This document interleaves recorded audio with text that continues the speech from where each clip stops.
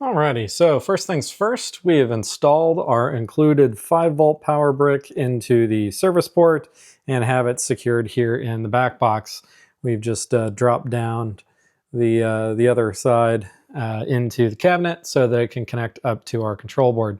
The second thing we've done is we've taken one of the Ethernet jacks up here and we've split it using an RJ45 splitter.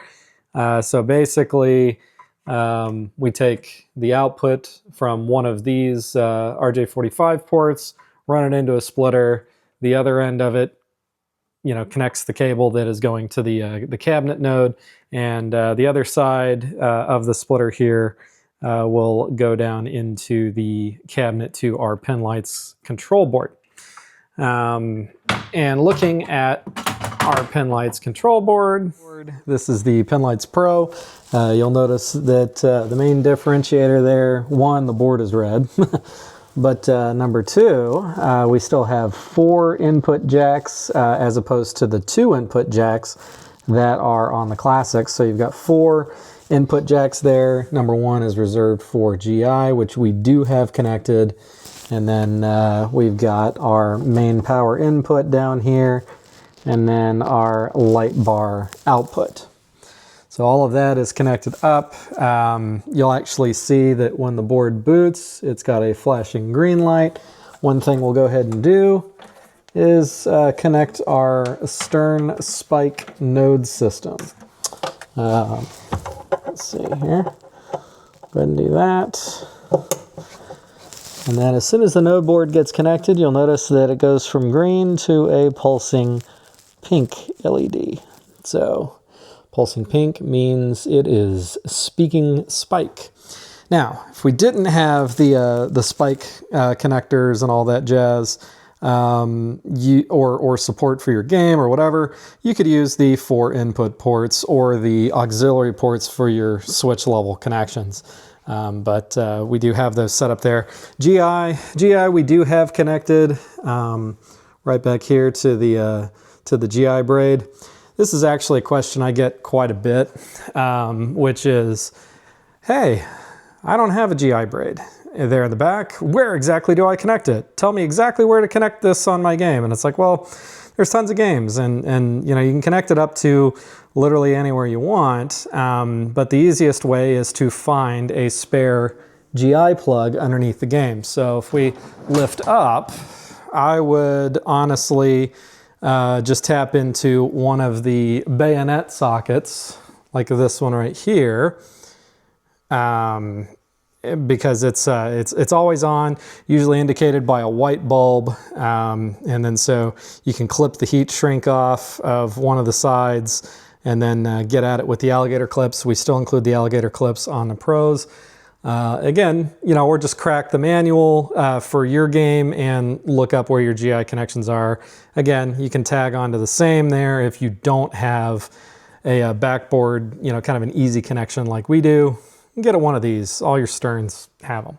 So starting out here, we have the Pinlights hooked up to the game. The GI is on because, again, we are connected up to a GI bulb. And the reason why we do that instead of going through the spike node bus is that the GI bulb input tends to be the most accurate measurement of GI dimness, etc. We just find the GI response is just more accurate. So we've got GI going there, but no other effects are pre-programmed. So we will go ahead and add the game in our app by clicking Add Game. And we'll go ahead and search for all of our Pinlights Pros or other areas here. You see we got another light, like a generic Magic Home. That's due to our compatibilities with Pin Stadium. But here we see PL Pro. We'll go ahead and tap that. It's going to ask us to choose a game. We'll go ahead and type in Ghostbusters. Go ahead and hit the premium there and let it sync our devices. All right, perfect. So the next thing we have here is our main game screen. We'll go ahead and tap the Ghostbusters, let it connect up to our Pinlights Pro board, and there we see all of our settings. We've got GI color set, we've got our model, update firmwares, etc. If we hit the input monitor, we can see there is an input active on input 1. That's our GI. Inputs 2, 3, and 4 are dead because there's nothing connected to them.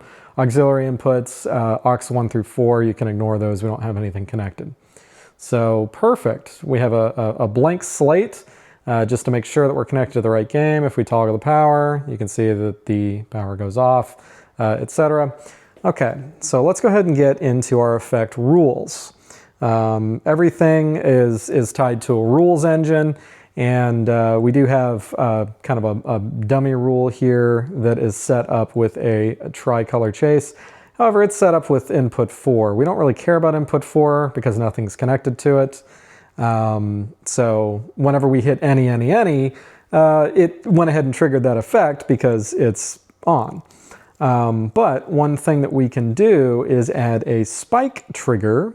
So let's say that we want that to be active when we hit the spinner. So we hit add spike trigger, we can select the coil or the switch, and you can see based on the game that we've selected, we've already mapped all of that for you. So the switch that we're looking for here is going to be the spinner switch. So go ahead and hit that. Trigger state is on. We want to do it when the switch is on. We'll go ahead and hit the check mark there. And then that should trigger a tricolor chase. So we'll go ahead and back out of that. Let it save all of our rules. And then let's hit the switch.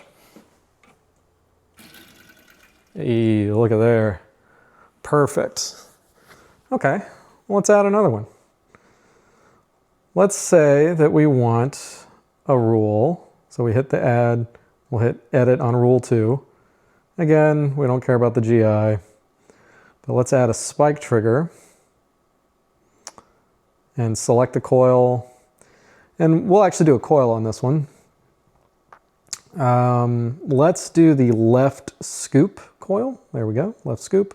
Trigger state on. Cool, okay. And then what we want to do is hit the effect. Now this is going to do a solid effect, and we can hit test effect here, and it's, it just gives you one shot of one color. Let's do a fade.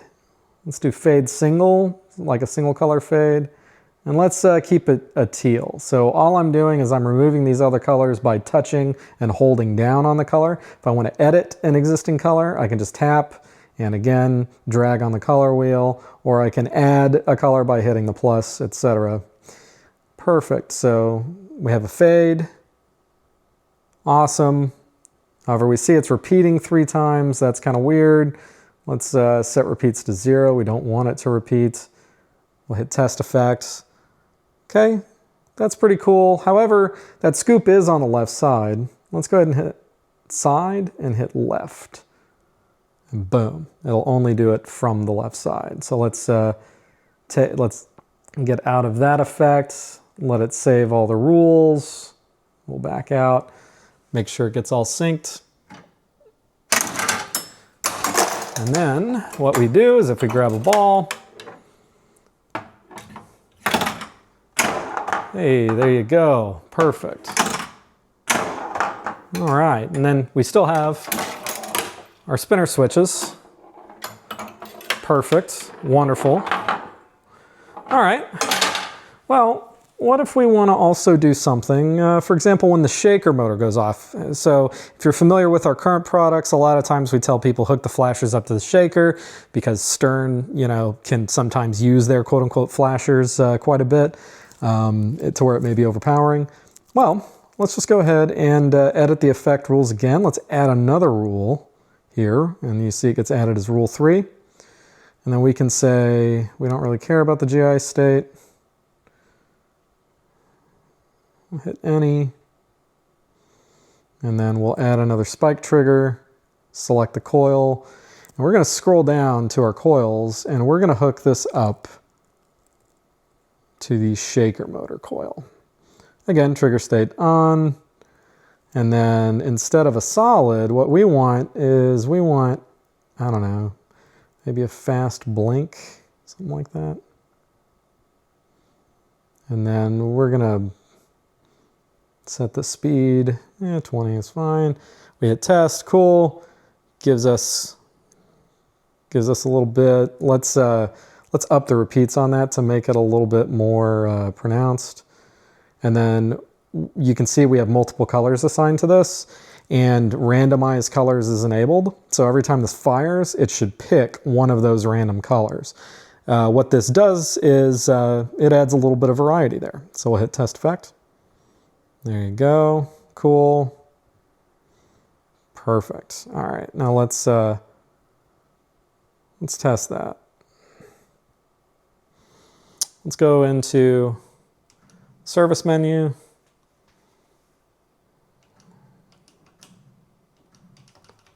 And go up to the shaker motor. And you can see it change colors on us. Yeah, see, from yellow to teal. Got the red in there. So yeah, it's gonna pick a random color every time we do it. Now we can actually go one step farther with this. Let's go ahead and edit the effects. Go back to rule 3, which is that shaker motor. You see it in the spike triggers here. Let's add another effect. And let's do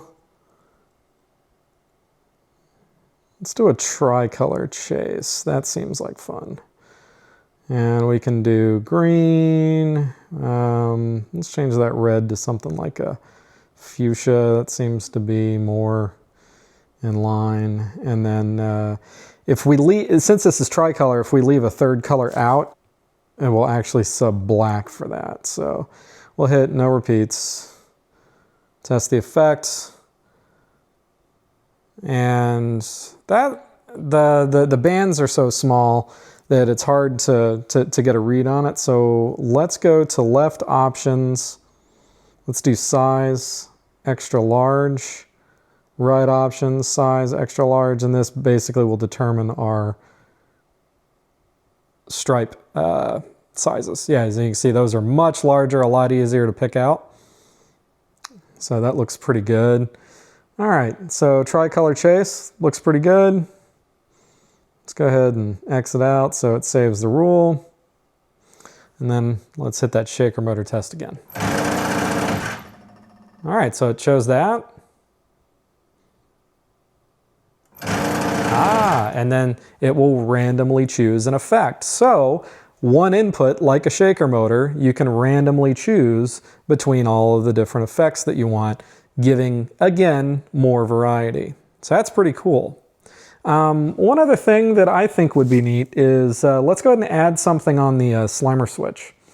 So let's go ahead and add another rule. And we'll edit rule 4. And again, we don't care about the GI. We will add a spike trigger. We will select the Slimer switch, which is in our list. Here we go, Slimer hit, trigger state on. Go ahead and accept that.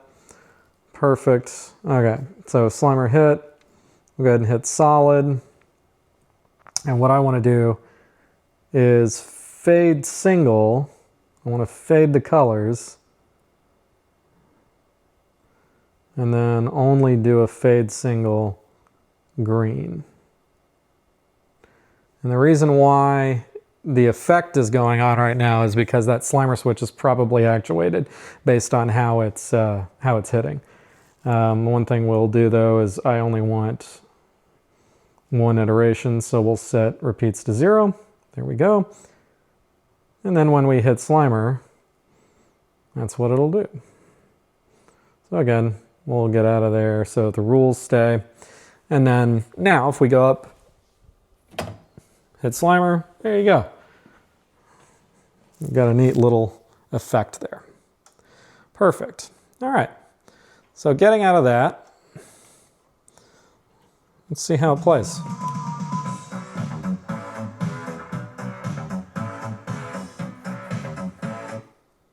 Welcome to Ghostbusters, puppy.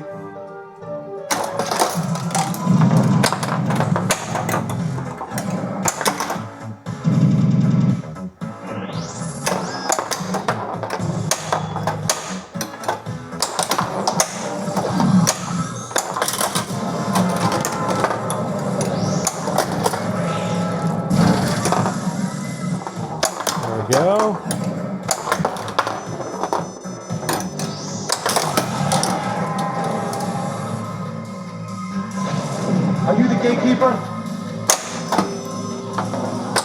Symmetrical books.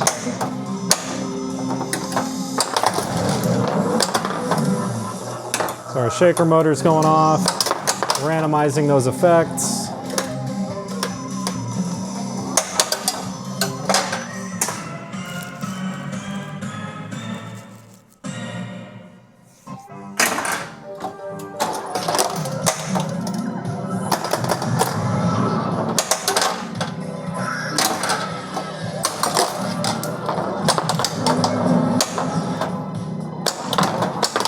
You're right, no human being.